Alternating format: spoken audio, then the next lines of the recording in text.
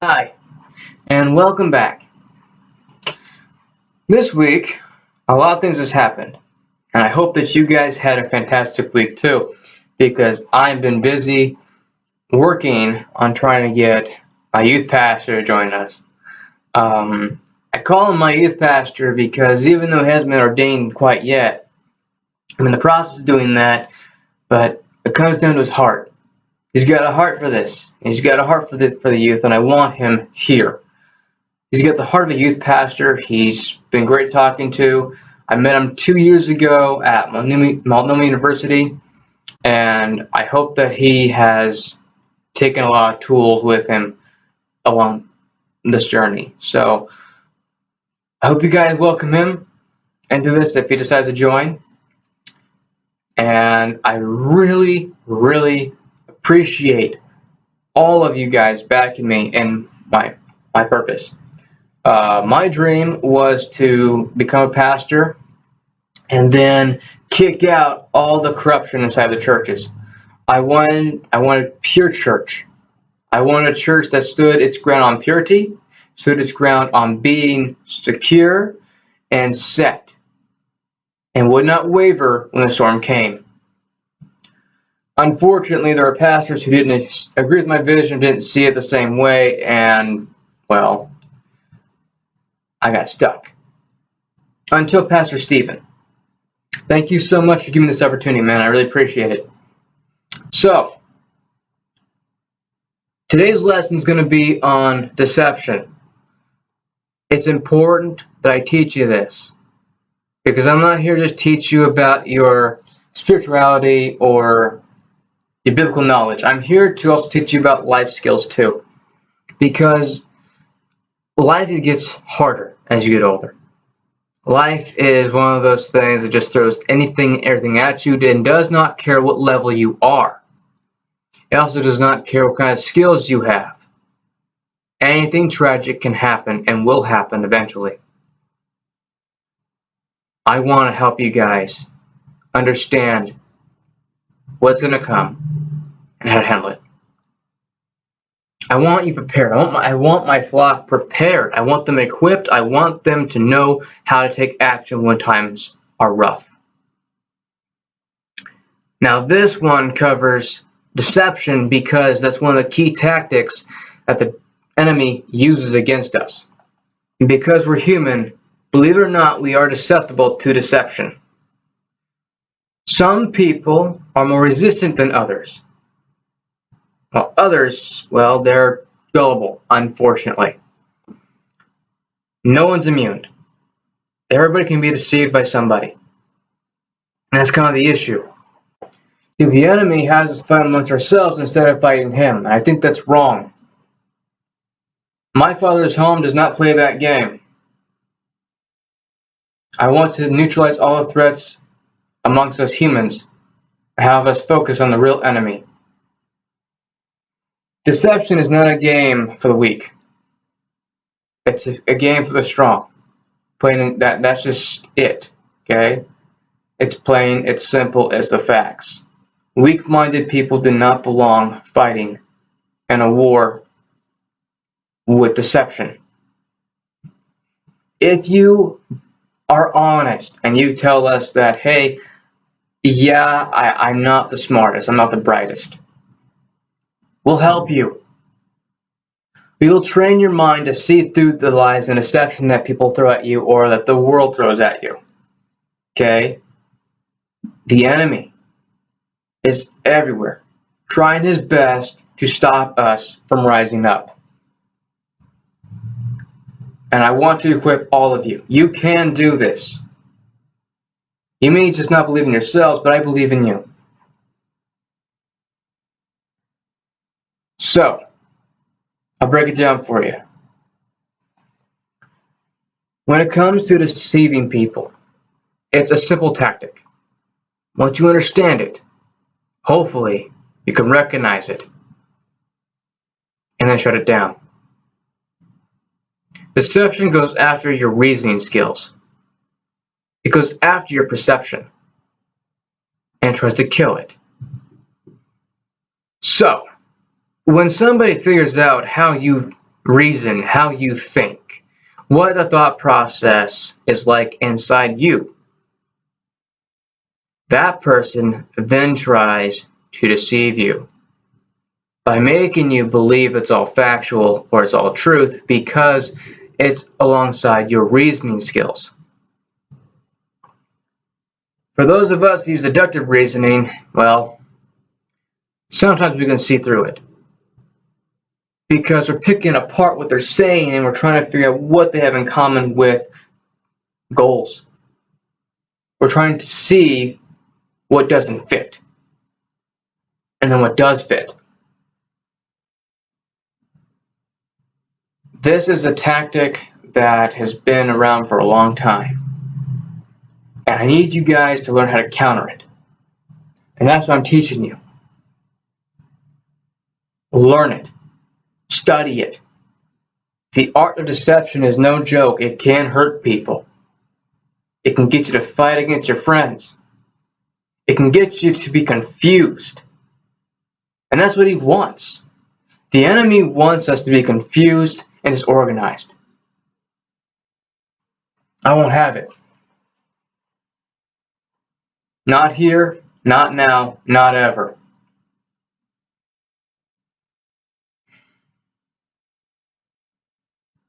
You matter. And that's what he wants you to believe, is that you don't matter. So he deceives you, so you have self-doubt. I want you to understand something very important here. God is with you at all times. He is your strength. He is your refuge. And he is the mightiest and strongest tower built for this kind of stuff. He will shield you. He will protect you. Our time of need comes when the storm hits the hardest, but also comes disguised at times as well.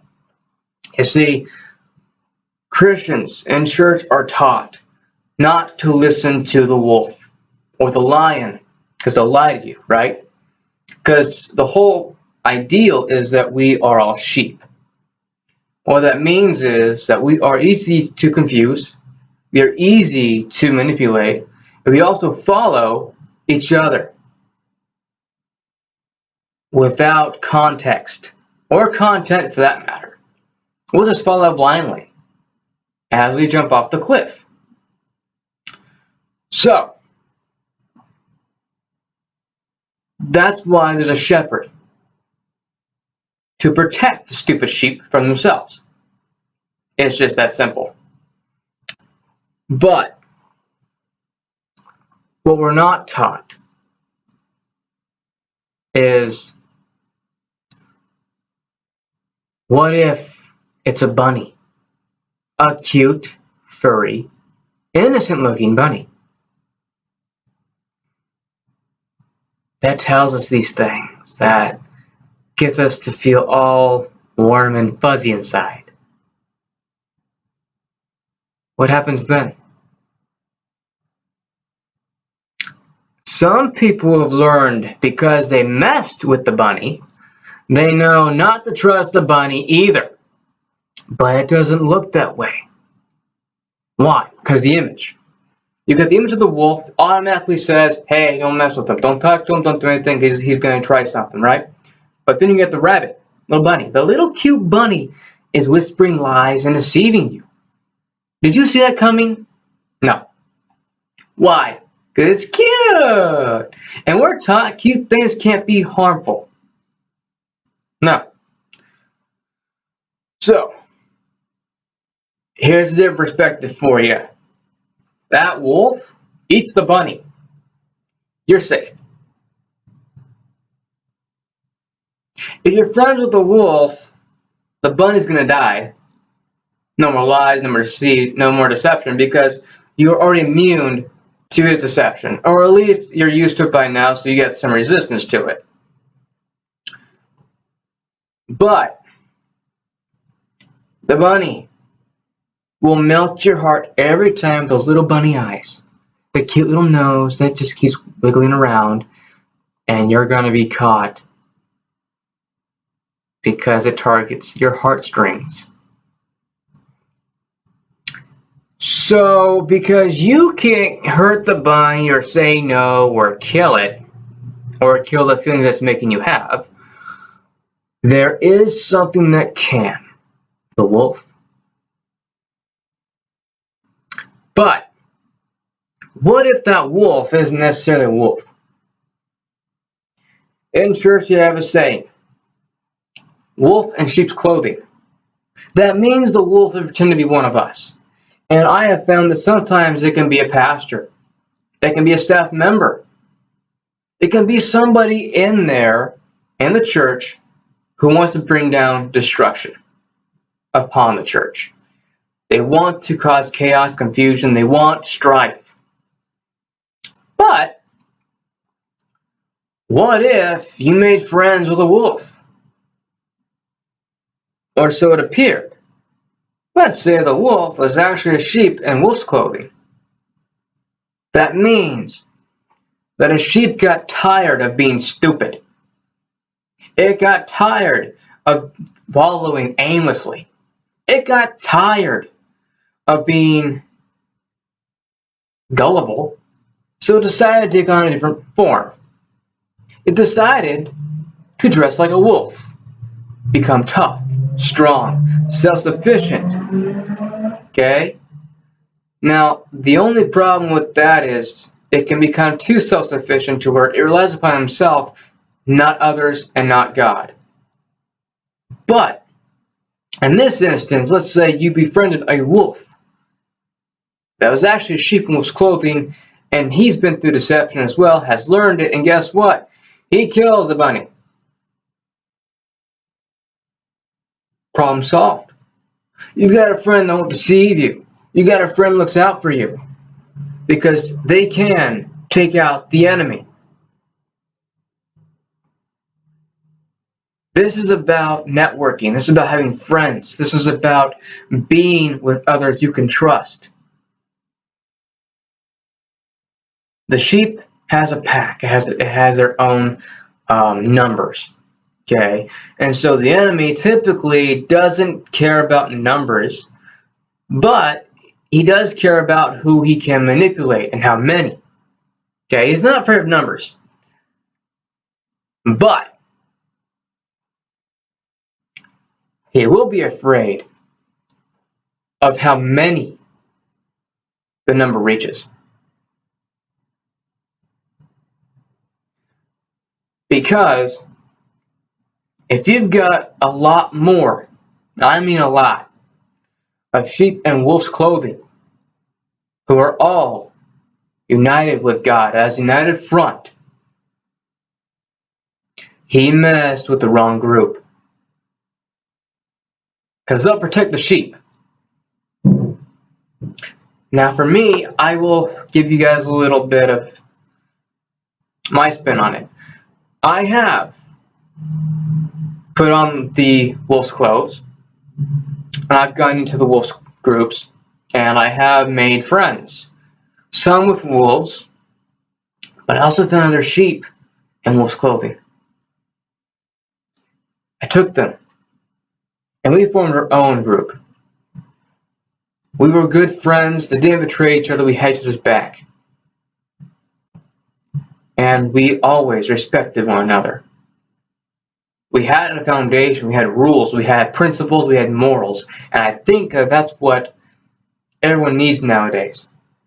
More morals. When you have morals, you got values. When you got values, you feel valued. And I want that to be your story. I see the potential in a lot of people, but they don't see it themselves, and that bothers me. Because they don't believe anything I say because they're too caught up with their own deception. Their own perception of themselves is what's messing with them. And that's what the enemy wants too. He also wants you to self-destruct. He wants you to be self-destructive. I say no. Let us help you. Let me help you. You're not alone in this war, in this fight that you're in. When your heart is in conflict, reach out to those you trust the most. If you don't trust them, then trust us. We've got you. Now, the art of deception has a lot of ways to hurt somebody. It's not one. It's one tool with a lot more variables than they lead on. And everybody's different. Everybody gets affected by it differently, so they learn new ways to mess with people, especially online. The mental state is a very powerful thing to have, and when it's messed with, it's a bad, bad thing. Because the mind is a very powerful place. But it hurts, and it aches, and it causes issues for you as a person to function when it's been corrupted. How many people have had their files on their games be corrupted when you use game cards or save cards? Memory cards. I'm looking for memory cards. I haven't played those games in a long time. Memory cards. And your file got corrupted, you got to start all over from the very beginning. Bothers you, right? Well, just like how a memory card can be corrupted, your mind can be corrupted too. That's a problem. Because it's not just memory it's messing with. Okay? It's your personality. It's everything that your mind holds together. Okay? It's messing with you. And it's not healthy. Some people get so attacked and so stressed because of what's been going on and that their mental state has just been totally shattered or been torn apart that they take a break for a while. And that's good. That's something you should definitely do. But the issue is you're going back to it later on. So, once again, deception is a very powerful thing. And it can corrupt a lot of good people. Much like drugs, alcohol, the things that change your behavior, those are substances. This is just a skill somebody has acquired and knows how to use. Because the enemy is using that person. It's not that person's fault, it's the enemy. They've allowed the enemy to win. If you want to blame them all, blame them for being weak. This message is one that's been in my heart for a very long time. They all have, but this one takes the cake. Because deception is not being taught, and you guys are not being taught how to go against it either. It's one thing to teach about something, it's something to teach about it and the solution. I'm giving you a solution. Pick apart what people say. Think it through. As many times as you need. Maybe once is not enough. No different than making a deal with a stranger. No different than reading a contract. Think about it. Before you say yes or before that you agree. I want you guys to learn from your past mistakes. I want you guys to understand and learn to deal with these issues that happen when people try to deceive you. A deceiver will always deceive. Unless we change the deceiver. We can have the same impact. Did you know that? When a deceiver tries to deceive us, we can also try and straighten them out. You don't have to run away. You can stay there, you can fight it. And try to get them to wake up from being deceived.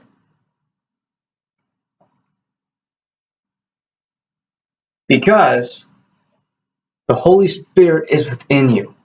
You have power. You have the power to see through it with pure eyes and a good heart to help those in need. That's why we're not called to hate.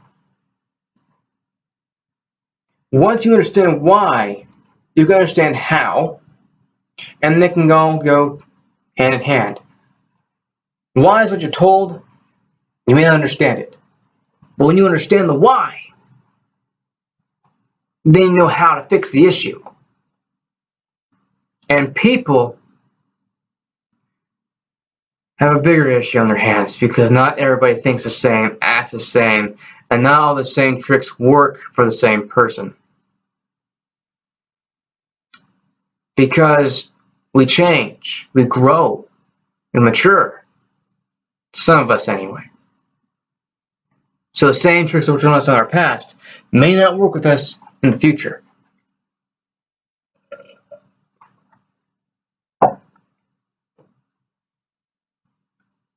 And the tricks that worked on us may not work on others either.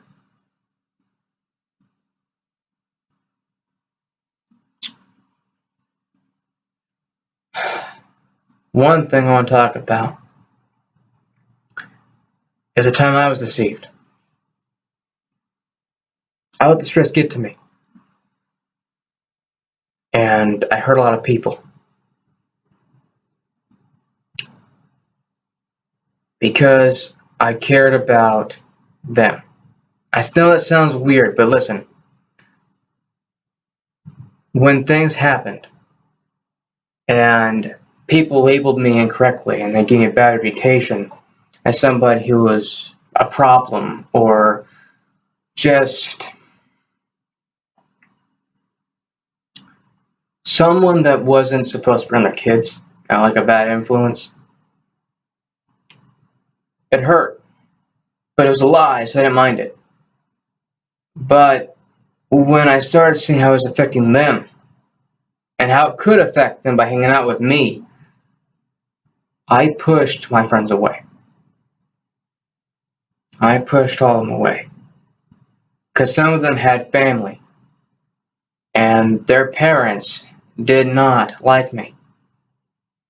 I didn't want them to get in trouble by being seen with me. I didn't want them having issues with their family for fighting because of me. Fighting over me, trying to get their parents to see the truth, I didn't want them having any kind of issue with that. So yeah, I chose to honor their parents' words and